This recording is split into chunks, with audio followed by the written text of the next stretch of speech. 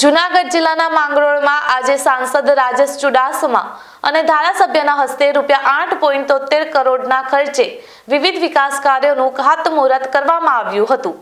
જેમાં ભૂગર્ભ ગટર યોજના, પાણીની વ્યવસ્થા અને અંડરગ્રાઉન્ડ વીજ વાયરિંગના કામોનો સમાવેશ થાય છે। આ પ્રસંગે ધારાસભ્યએ 24 માસના નિર્ધારિત કામને માત્ર 18 માસમાં પૂર્ણ કરવા ગર્ભિત સૂચના આપી, જ્યારે સાંસદ રાજેશ ચુડાસમાએ સરકારના સહયોગથી વિકાસના ગતિ મળવાની વાત કરી હતી।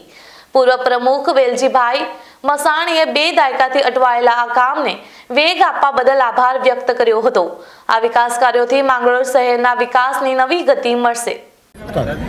આજે માંગરોળ શહેરમાં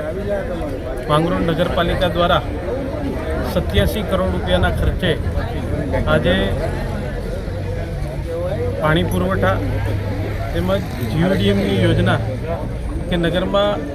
ગટર વ્યવસ્થા રહે અને સ્વચ્છતાને ધ્યાનમાં રાખી અને આજે 87 કરોડ રૂપિયાના ખર્ચે ભૂગર્ભ ગટર યોજના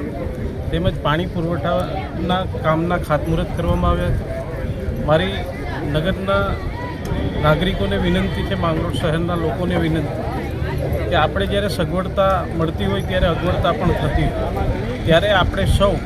આ કામમાં જે માંગરોળ શહેરનું મુખ્ય રસ્તાઓ ઉપર ભૂગર્ભ ગટર યોજના અને પાણીની પાઇપલાઇન નીકળવાની હોય તો રસ્તાઓ પણ તૂટશે, તો આપણે એમાં સાથ અને સહકાર આપી અને સરકારશ્રી દ્વારા 87 કરોડ રૂપિયાના ખર્ચે જ્યારે માંગરોળ શહેરને ભેટ આપવામાં આવી છે, ત્યારે રાજ્ય સરકારના મુખ્યમંત્રી ભૂપેન્દ્રભાઈ પટેલ તેમજ નાયબ મુખ્યમંત્રી હર્ષભાઈ સંઘવીનો ખૂબ ખૂબ આભાર।